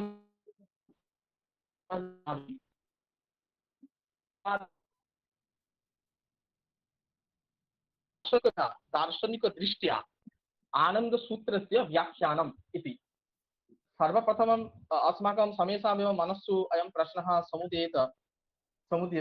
समुदीयात् यत् किमर्थं संस्कृतभाषया मम वक्तव्यमत्र अहम् उपस्थापयामि इति। यतः तत्र महाराजपादाः पूर्वमेव उक्तवन्तः यत् भावप्रकाश कोऽपि नाम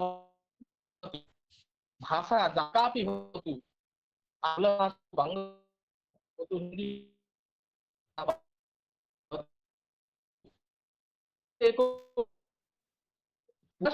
इदमपि वैशिष्ट्यत्र अस्माकं यत् वक्तव्यमस्ति तत्तु भाषया सूत्रकारेण अस्ति। तत्र मूलसूत्रम्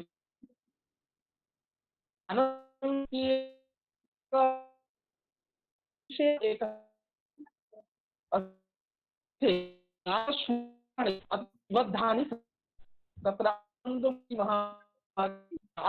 सूत्राणि अत्र दत्तानि। यदि संख्या एव अस्ति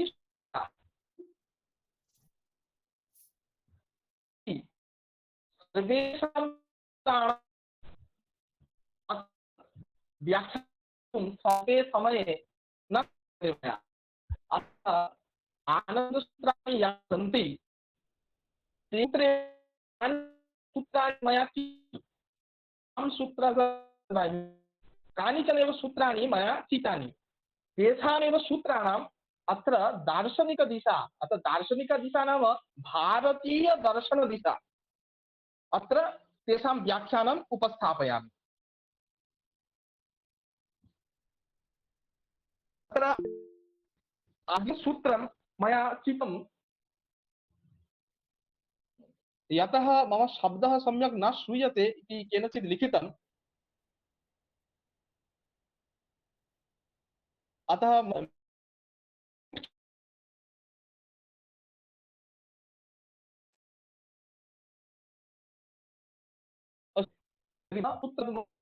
चितं तत् सुखात्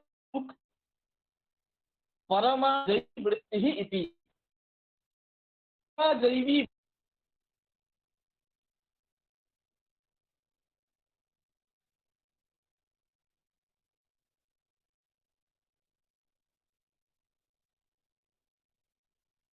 क्षम्यतां, तत्र प्रथमं यत् सूत्रं मया चितं तत् सूत्रं भवति सुखानुवृत्तिः परमजैवी वृत्तिः इति मेषामेव लक्ष्यं भवति मम सुखं भवेत्। कदापि जनः दुःखी भवेत् इति तु न इच्छति। सर्वे एव जनाः कामयन्ते यद् मम सुखं भवेत्, मम सुखं भवेत्। सर्वे एव जनाः, वयमपि सर्वे एव जनाः किं कुर्वन्ति, सर्वे एव जनाः एतादृशमेव कार्यं कुर्वन्ति, एतादृशमेव चिन्तनं कुर्वन्ति येन सुखस्य प्राप्तिः भवति। कोऽपि एतादृशः जनः अस्मिन् भूतले नास्ति ज जनः दुःखम् इच्छति।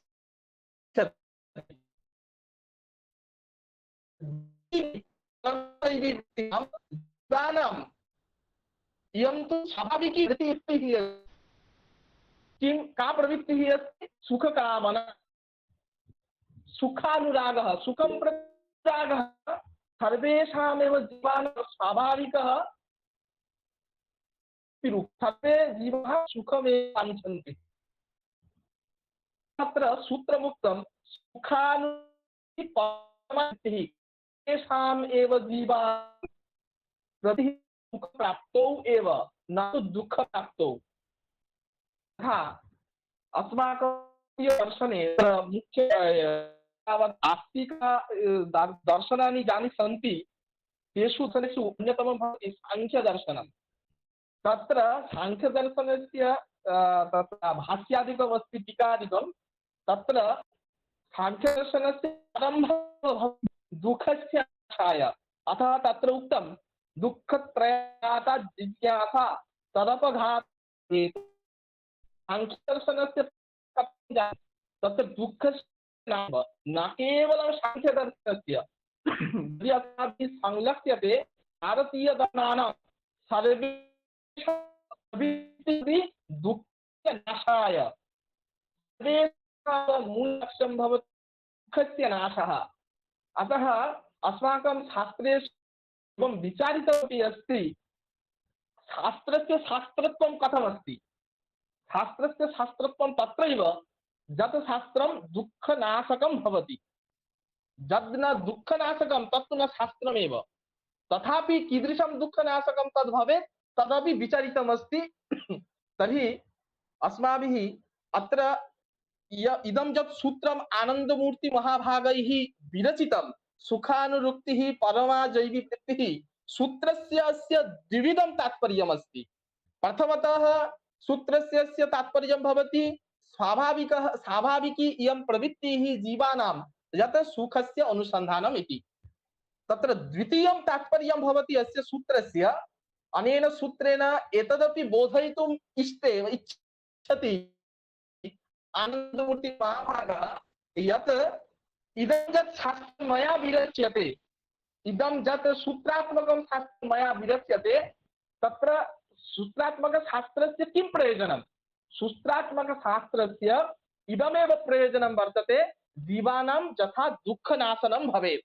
किम् इदानीं प्रश्नः भवेत् किं शास्त्रद्वारा एव दुःखनाशनं भवेत् लौकिकेन उपायेन दुःखनाशनं किं न भवति। यदि अस्माकं ज्वरः आयाति तर्हि ज्वरस्य दूरीकरणार्थम् अस्माभिः किं क्रियते औषधसेवनं क्रियते।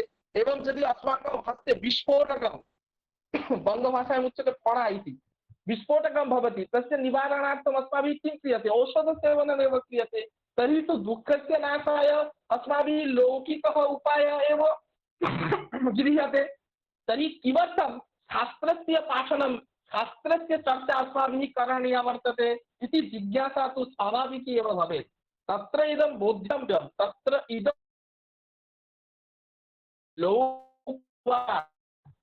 यत् दुःखस्य यः दुःखनाशः भवति स दुःखनाशः न आत्यन्तिकः न च ऐकान्तिकः। तत्र इदं पदद्वयं भवति दार्शनिकपरिभाषा विशिष्टम् इदं पदम् आत्यन्तिकत्वम् ऐकान्तिकत्वं च। तस्य सामान्यतया अर्थः भवति दुःखनाशः लौकिकेन उपायेन अपि भवति परन्तु स दुःखनाशः न नित्यः भवति अनित्य एव। स दुःखनाशः अनित्य एव न तु नित्यः। पुनश्च कदापि चिकित्सकः अस्मान् एतद् वक्तुं न शक्नुयात् यत् यदि भवान् इदम् औषधं सेवते यदि अस्य औषधस्य सेवनं भवता क्रियते तर्हि कदापि ज्वरः न आगमिष्यति इति तु वक्तुं न शक्नुयात्।